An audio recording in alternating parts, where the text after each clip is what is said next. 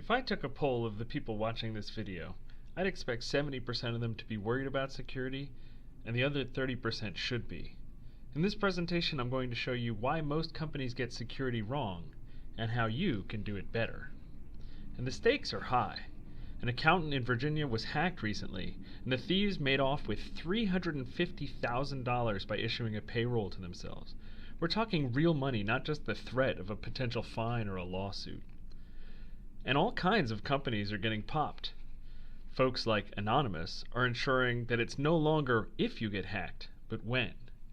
We really need to work on being better prepared.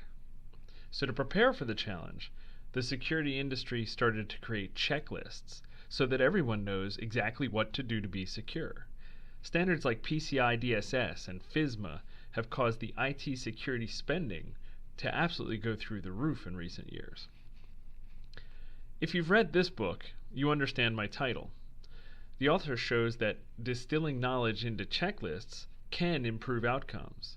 He includes great examples such as pre-flight checklists and checklists before surgery.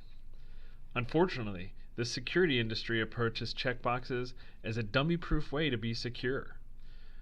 Most people aren't dummies, especially the ones watching this video, and a checklist can't make somebody into a pilot or a surgeon. Now here are 3 companies who assessed with the best lists of checkboxes available. All 3 were successfully breached. Car Systems even had the gall to sue their auditor, who responded by saying, "Well, we checked all the boxes." The truth is, checkboxes have limitations. How would checkboxes help keep a laptop from being stolen, or keep you from leaving your iPhone in the cab? How can they keep you from using the same password as you did on a site that got hacked? And if something doesn't have a checkbox, what then? My friend did a physical security assessment of a building, and he had no box to check for the giant gaping hole in the side of the building caused by a crane accident. Using checkboxes for security is kind of like giving the other team your game plan.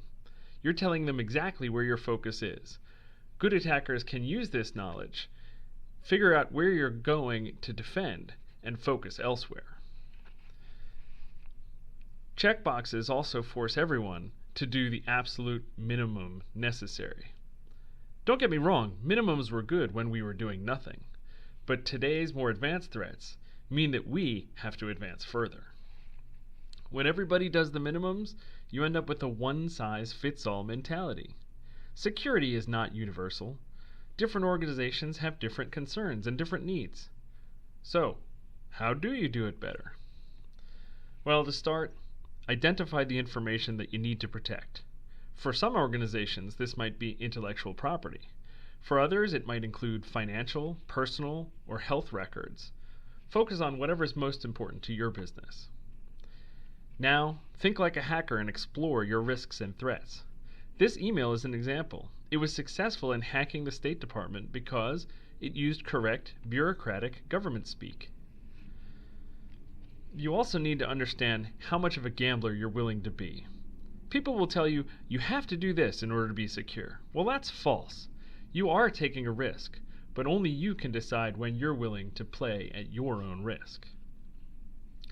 Once you've done that, now assess what you're doing without checkboxes. Maybe you're like this guy, just relying on hope. Not using checkboxes doesn't mean you can't use a list so that you don't miss anything. It just means that there aren't strict right and wrong answers. And now that you know what to protect, from what risks, and how much you can gamble, we'll now make a plan. What's the smallest change you can make today that can have the biggest impact? What can you do now, and what has to wait until the next budget cycle? Here, where I live in Washington, D.C., we don't get snow every year. I can remember many times I've broken a shovel only to remember it during the next storm and see a sign like this.